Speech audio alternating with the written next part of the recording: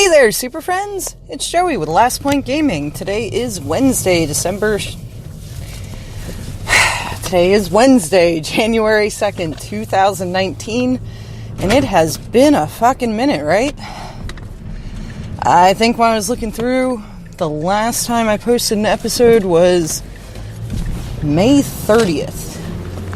It was the episode I did right after I did GPDC.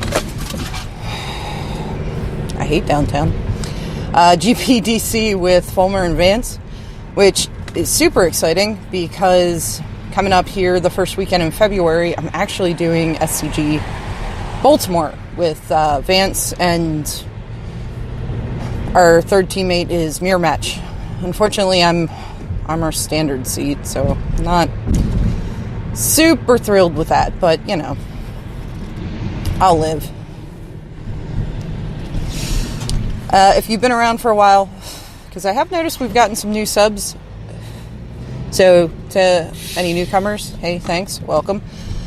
But if you've been around for a while, you may notice that these episodes are shorter than they used to be. That is because they did finally move my office. They moved it downtown, which is closer to where I live, so my evening commute is a little bit shorter. So that's exciting. And if I find that I'm not getting through everything I want to get through during my normal recording on my way home from work every night, then maybe I'll start adding morning episodes. I don't know. We'll blow up all those bridges when we get to it, because I can't really think too far ahead right now. Production quality and, well, really just my quality has probably backslid a lot over the past 6 months, or a little more than 6 months. That's alright, we'll find the groove again. We'll get there. For anybody curious, I did have the baby, girly baby face. They induced 3 weeks early because I had some blood pressure issues. But despite coming early, she was still very healthy birth weight, over 8 pounds. She was a little skinny for her length. The first couple weeks were a little rough with trying to keep her the right temperature, because she was very sensitive to being too cold, especially. And it seems like, just as we figured out, if we get all these nice fleecy footy pajamas for her, they keep her warm enough. I think we got to do that for a week before she had kind of bulked up enough that she didn't need it anymore. But that's all right. She had some jaundice, but that all cleared up relatively quickly. I almost got myself a case of the deadsies because I was trying to ignore symptoms, and I had a massive infection and went septic. Yay! But I'm all better now. I'm back to work. This is, in fact, my second partial week back to work.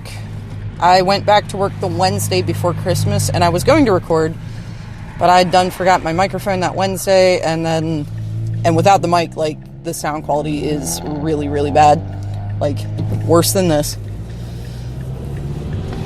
And then once I missed Wednesday, I was like, screw it, I'll just wait and go back after New Year. And then my firm, of course, gave us a very nice holiday break.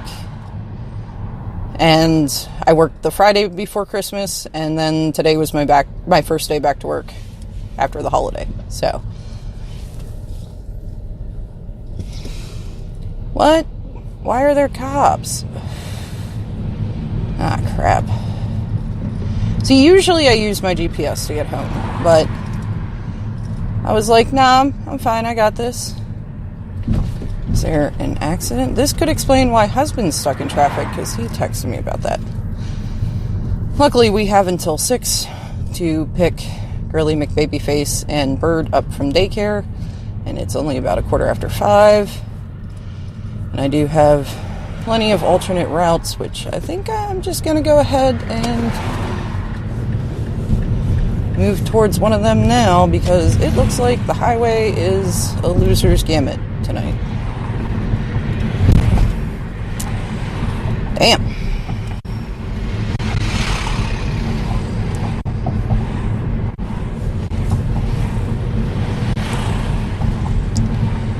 Oh my. Well, then this one may actually end up being a little longer than usual.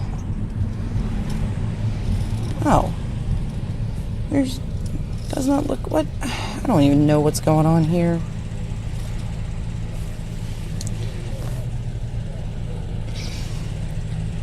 I still feel like this way is going to be faster. Hopefully I don't lose y'all, because I'm going to bring up my maps. I'm still recording.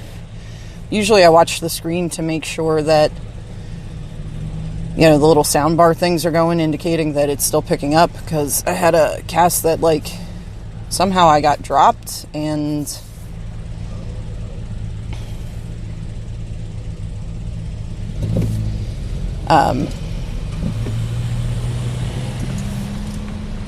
wait, this lane goes straight, doesn't it? Yeah, wow, that was a really bold move with like 7 fucking cop cars. Now, which one of these lanes terminates? Because I haven't taken this road in ages. Anyway, let me focus on what I'm supposed to be talking about here. So yeah, everybody's doing well. Everything's great. You know, everybody's still adjusting to the newest member of the team, but all is well in the Last Point Gaming household. Aha. This is the lane that terminates. Oh man, boy did I get spoiled though, because I mean, I still drove my car while I was out for like 8 weeks. But I started taking husband's car more and more often whenever I needed to go somewhere. Just because his hatch work, so if I was like making a Target run or making a grocery run, you know, it's just easier to be able to load everything in the back. And oh man, did I get spoiled by his car, because his car, we haven't even had a full year yet. So it's got like all the lane assist and all that kind of shit. It's great. Anyway, so yeah, I'm gonna hopefully go to SCG Baltimore. This is like my main stress about team events is like, okay, I finally I have a team and I'm gonna go, and that's cool, except for the fact that I have 3 children. So if one of them gets really sick, where the fuck am I? Okay, I'm going this way. Guide me, Google, guide me. I don't know what the hell I'm doing. I'm in Rochester.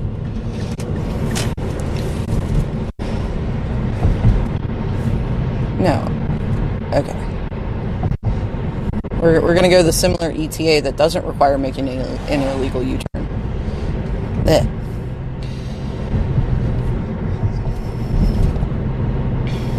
So, focus. So yeah, if one of the kids gets sick, or probably worse if husband gets sick, because like if Boo gets sick, she'll probably pretty much lay in bed and be sick until she feels better. Same with Bird. Now, if Girly McBabyface gets sick, that's a big concern. Would probably put to kibosh. But like if husband gets sick, he can take care of the kids while he's sick. So I am glad to see SCG steering a little more away from team events, as it's hurting a bag of cats, you know. But my plan this week, before I got sidetracked on all this stuff, is this week I'm going to mostly talk about Arena. The good, the bad, the ugly. There's a lot of positives about Arena. And like before the newest change set, I was having a really good time with Arena. I started playing like shortly before the Guilds of Ravnica release. And the way I had described it to anybody who's like, oh, so you're playing Arena, why don't you tell me about it, is it's like Candy Crush, but with magic cards. It's a fun little time sink, and you can play for free. And yeah, okay, you can spend money, but you don't have to. And yeah, it was a good old time. Well, now they made rank matter, which, I don't really like that. But okay, fine. I see they're trying to become a for realsies esport. Okay. Oh wow, seriously, this like area is just fucking weird.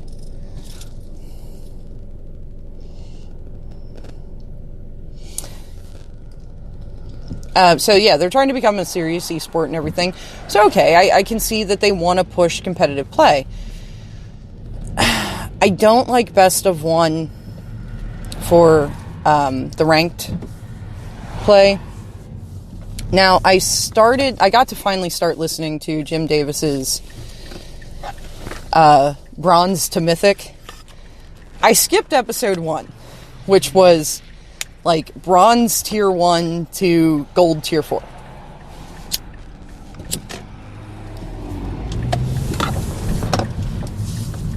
Because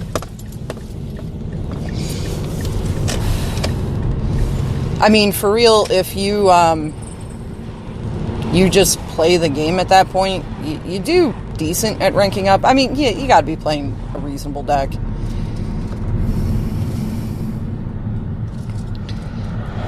But you don't have to be playing anything like top end. And I mean, it sucks when you're playing your cobbled together bullshit that's like, oh, well, I took this, pre-con deck that they gave me and changed out a couple of the cards that I happen to have upgrades for. And you go up against, like, for realsies, is it Drakes or Undergrowth Walker or, like a for realsies deck. But at this point, I think all the more hardcore players have already migrated up. So the lower tiers are full of new players and, like, players that are just screwing around with, let's see if I can get this combo to go off. So getting from, like, Bronze Tier 4 to Gold Tier 4 is not that big a hike. However, ever since I broke gold in both limited and constructed, does this, like, even get a left turning arrow?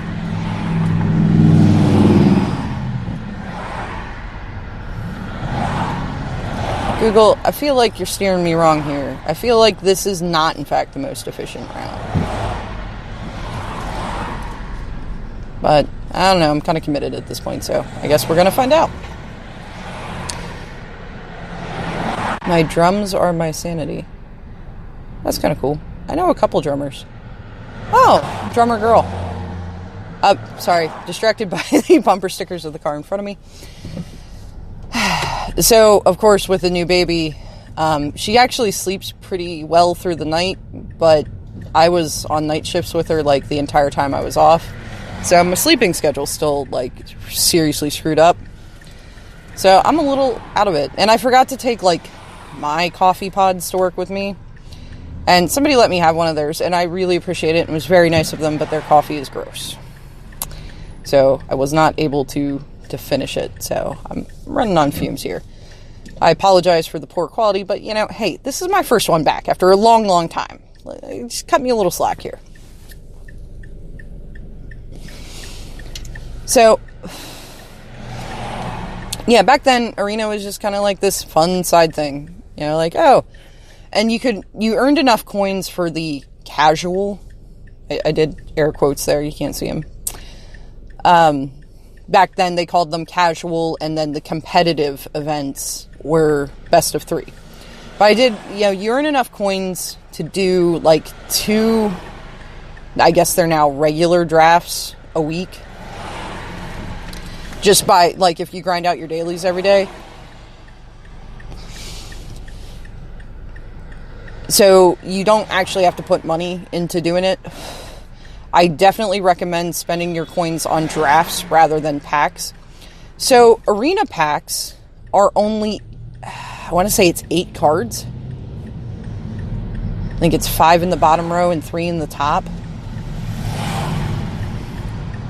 When you buy them through the Arena store, but when you draft, they're 15 card packs. If there's no, like, common dual colored land, because they started doing the thing where they'll print the common dual colored lands in the basic land spot. Dude, move your ass! And so, like, in Guilds of Ravnica, you draft the full 15 cards because the land in each pack can either be a basic or guild gate. But I think it was the core set maybe didn't have, or was it Dominaria? I don't know, maybe you draft the basic land and all of them. Anyway, it doesn't matter. It's like 14 real cards and then the land slot.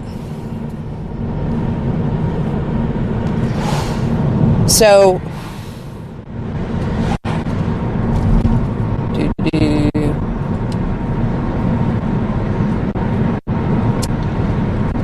you get more cards out of doing a draft, plus, you know, could win more packs. Because I think you get a pack and like a handful of gems for each win. Like, once you get one win, it's like 100 gems and a pack. And then each win from there, you still get that pack, you just get more gems as you get more wins. Unless you hit the 7 wins and then you get 2 packs and like, I don't know, I want to say it's like 1,000 gems. I've rarely done that. My hope is to always hit the, I think it's 5 wins gets you 800 gems and a pack.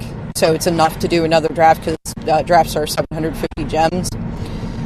So the only way to get gems is to buy them or to get them through drafts.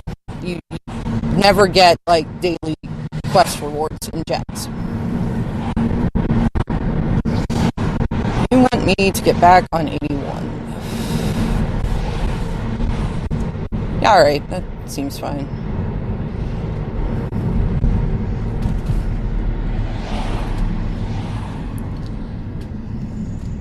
Probably still is faster, yeah. So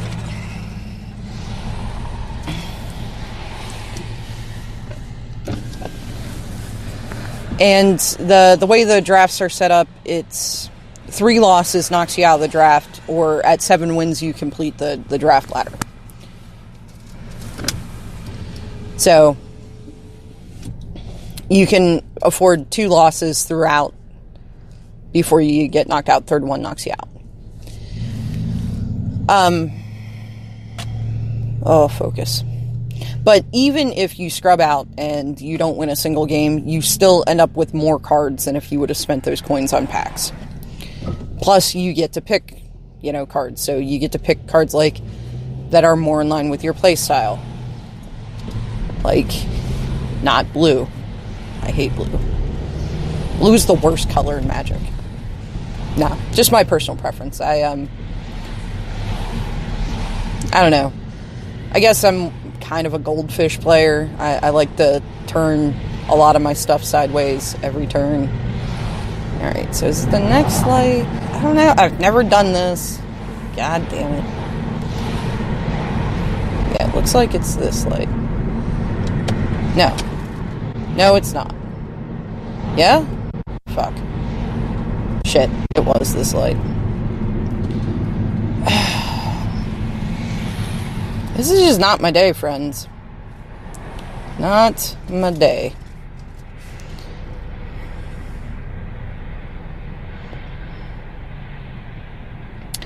Oh well. I still have plenty of time to get to him. Also, husband's on his way. Maybe he made it through his traffic issue. So,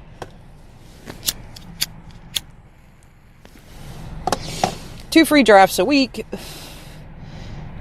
Or more if you do well in the drafts. So the ranked play in both limited and constructed are best of 1.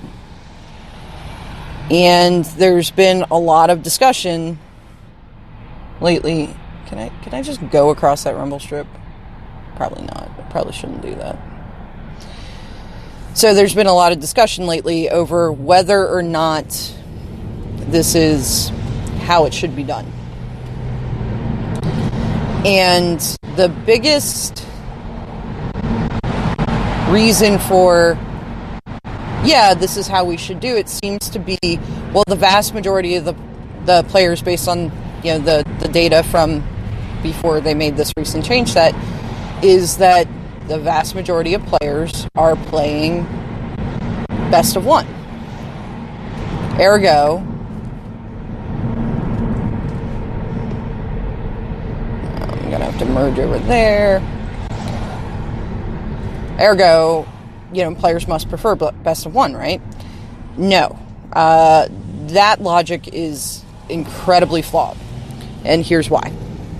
One, the literal easiest play mode to access is the best of one scrub ladder. That's why I call it, it's not meant to be a slight on anybody who prefers to play the unranked ladder.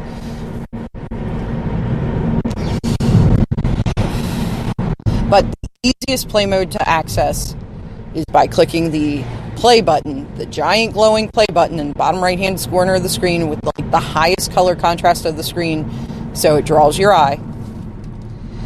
And even to like find the ranked play, you have to look in that menu that opens up. It took me a minute to find it after this recent change set.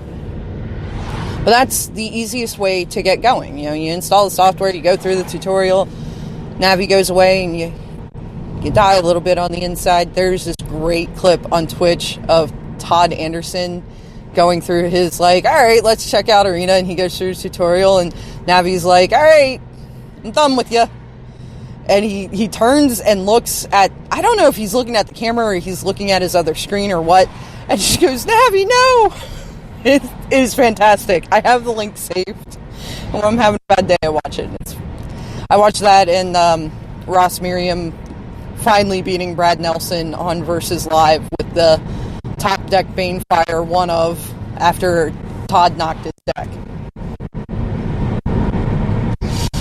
Those are my two feel-good Twitch clip link saves. So, it's just so adorable. So you go through the tutorial and everything, and the first play mode that's really just heavily presented to you is this giant glowing play button.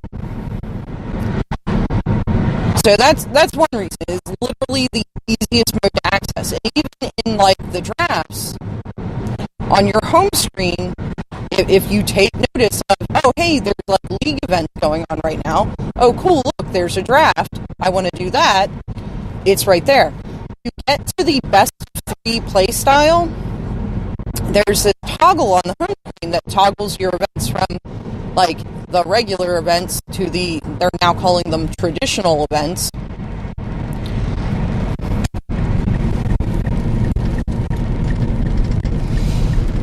But it's not really labeled particularly well.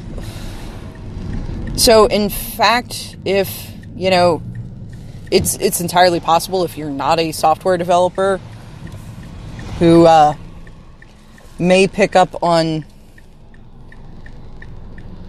more cues because you say design stuff I don't design, I implement. But you see something that looks like it doesn't quite blend in the background, and you can see if it were a real world lever, the kind of hole that the lever passes through. And you're like, I wonder if that's clickable. Yeah, it is. But it's not really labeled very well. So to find the best of 3 events previously, you had to put some effort into it. Whereas the best of 1 events are, just openly presented to you as if that's how WotC wants the players to play. So whether they're actually trying to channel people that way or it was kind of a design, I don't want to say mishap or flub, just kind of a design issue, that's up for debate. The other thing is even once you find these events, a best of 3 draft, 1, you only get 2 losses until you get knocked out, which, okay, it's nice that they give you the extra loss in best of 3. They should really double them or more, because anybody who's played Magic for any amount of time knows that variance is your most constant opponent in the game. Now, I do feel too many players write things off to variance that they maybe had more control over than they're thinking, I just had a really bad draw and it kept getting worse. Well, but should have you kept that draw? Should you mulligan? Whatever. Did you not use the bit of resources you had to your fullest advantage. But even all that aside, variance is a very big thing in Magic. I mean, how many top 8 games have you seen won by a top deck? Now, granted, and I've said this before, for somebody to win because of their top deck being just the right card they need in that situation, that's not to say that they don't have skill. Because the whole rest of the game up to that moment had to be played. They had to have themselves in the position that that card, either turned the game for them or straight up won them the game. Even when, that card was their only out. Chances are, leading up to that, they were playing to that out because it was the only game they had. It's like Luis Scott Vargas's settle the wreckage moment was that the Pro Tour or was that a GP? That was Pro Tour, I think. Oh, it was a beautiful moment. It was fun to watch. To say, well, he really lured that guy into that play. And I mean, he did. He played a little bit of the mind game there. But in all honesty, his opponent couldn't afford to sit back.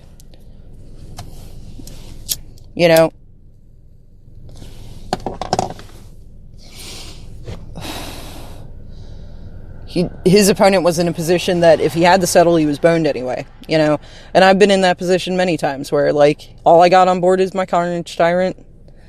And, okay, I may have some creatures in my hand, or, I may have a couple other attackers, and it's, do I keep chipping in and give them time to find answers? Or do I swing with Carney T and risk the settle the wreckage? A lot depends on the game state. If I'm in a position where I have advantage with that big fucking dinosaur right now, but my advantage is very quickly ticking away, I have to risk it. I have to call their bluff on the settle mana being up.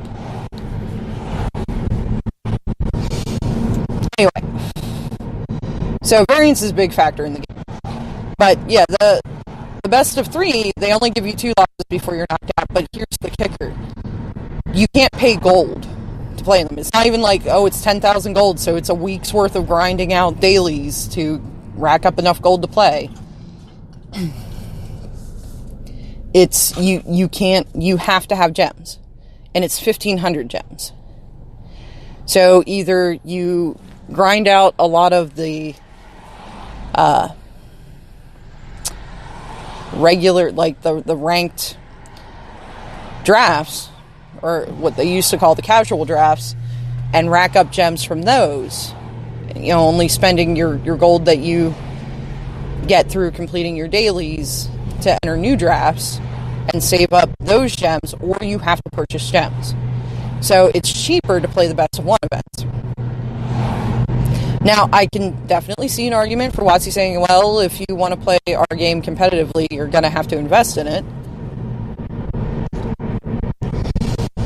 Okay, I mean, that's fair, but just say that.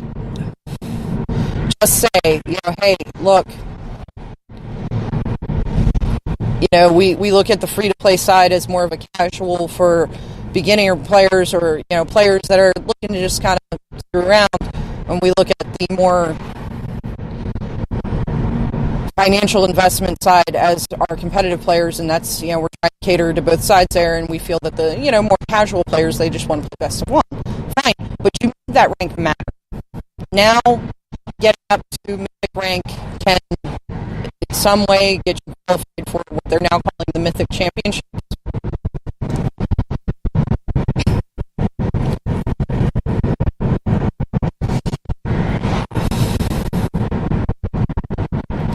So, now that qualification line, you have these players that are playing best of 1, unless you're going to hold the Mythic Championships at best of 1 events. I feel like you're misleading players. And as far as the argument of, well, hey, look at all these new players that are getting enticed by this and everything, and, they're enjoying this best of 1 format, and if you make the rank queue best of 3, you're telling all those players that ranked play is not for them. Well, I would contest, if you're not ready to play with sideboards, you're not ready to play competitively. And this is from somebody who refused to build a sideboard for like 3 years of playing at FNM. And I mean, I saw FNM as I paid a $10 cover charge to, hang out at the shop for 4 hours and spend time with people that weren't my toddlers.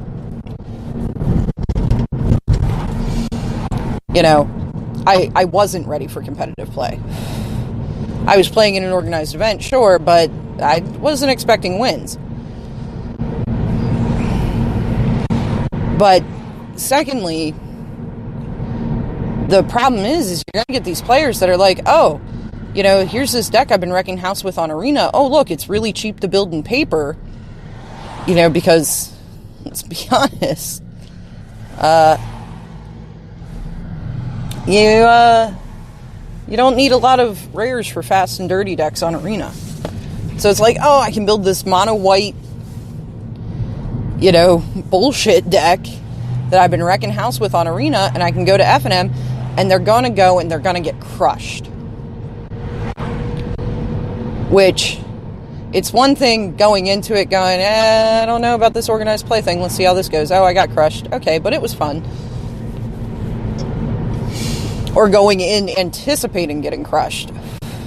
It's another thing to walk into that store that you've never played at before. Like, oh yeah, I started playing on Arena and I'm really good. I'm a great player. And then you get crushed. That's why, like, prior to taking Boo to play at the shop, I didn't let her win games. Now, we played a lot of open hand Magic where it's like, okay, so let me see what you got and let me, or the other thing we do is one of us would be her co-pilot while the other one played a deck against it, explaining the lines of play and everything, but we didn't let her win, because the last thing you want is like, okay, oh, look, you won again, oh, you crushed me, especially with somebody with a personality like Boo, and she's a walk tall and carry a big stick kind of gal, that, I get her to the shop then, and then she just gets obliterated, and, oh,